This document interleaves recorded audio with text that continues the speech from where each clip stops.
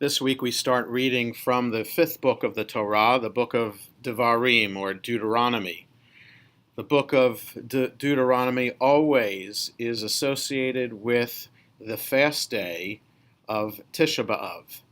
Tisha B'Av, two Hebrew words, which means the ninth day of Av, the Jewish month of Av, a day in which historically the temple in Jerusalem, the second temple destroyed by the Romans in the year 70 CE, and also the first temple destroyed by the Babylonians in 586 BCE, were destroyed on this date.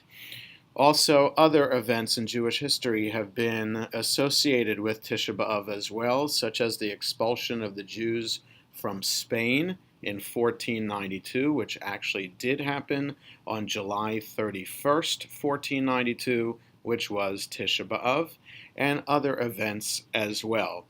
This is a tragic day in our history, which the rabbis have associated with the spiritual understanding that it is due to our sins that these tragedies have happened. And if only we had been more sincere and more loyal and dedicated to God, then we would have received blessings in our lives, and we would still be in the land of Israel, worshiping at the temple in Jerusalem. And so Tisha B'Av, then, this fast day, which this year is observed Saturday night and Sunday morning, August 13th and 14th, is the fast day is all about what it means to be in this spiritual exile from God and what we can do to try to get closer back to God.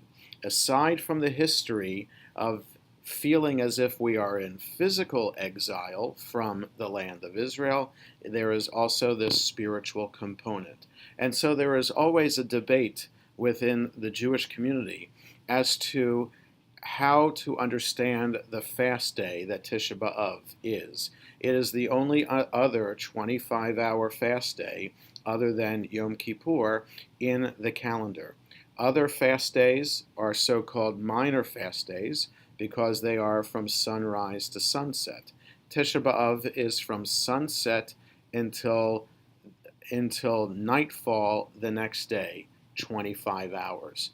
I, however, like many others within the conservative movement, fast only half a day on Tisha B'Av in recognition for the historical event and the traumatic event that the destruction of the temple was and what it brought to the Jewish community, but also in recognition that the state of Israel exists today and that we should recognize that we are not in exile anymore. We have the state of Israel, and we have to confront our own Zionistic identity and our relationship to the state of Israel as we observe the fast day today.